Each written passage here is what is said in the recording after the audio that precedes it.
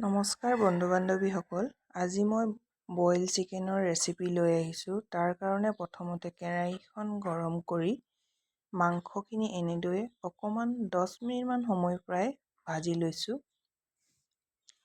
10 মিনিটমান সময় ভাজাৰ পিছত অকণমান সিজা নিচিনা লাগিছে। তাৰপিছত ইয়াত মই বিলাহী দি অকণমান সময় এনেকৈ আকৌ লৰাই আছোঁ। তাৰপৰা ইয়াত মই বিলাহীখিনি গলি যাবৰ কাৰণে নিমখ দিছোঁ। নিমখ দি অকণমান সময় এনেকৈ আকৌ ভাজি আছোঁ। এতিয়া ইয়াত ঢাকন দি অকণমান সময় পিছত আকৌ লৰাই দিছোঁ।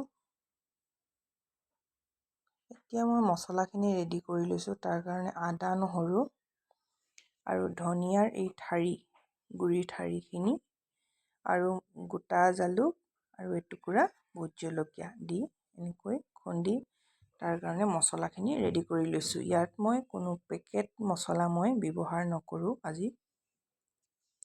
এতিয়া প্ৰায় বিলাহীখিনি সিজি যোৱাৰ পাছত মই ইয়াত কুহুমীয়া গৰম পানী এগিলাচতকৈ অকণমান বেছি দি এনেকৈ ইয়াত আকৌ গাজৰ আৰু স্কচ দি এই আদা নহৰু বটাখিনি দি দিছোঁ।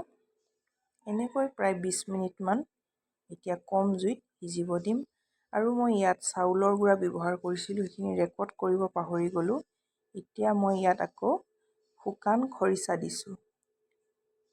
ধনিয়া পাত দি অকণমান সময় আকৌ ভাপতে সিজিব দিয়াৰ পাছত মাংস ৰেডি হৈ গ'ল। দেখিছেনে ইমান সুন্দৰ হ'ল।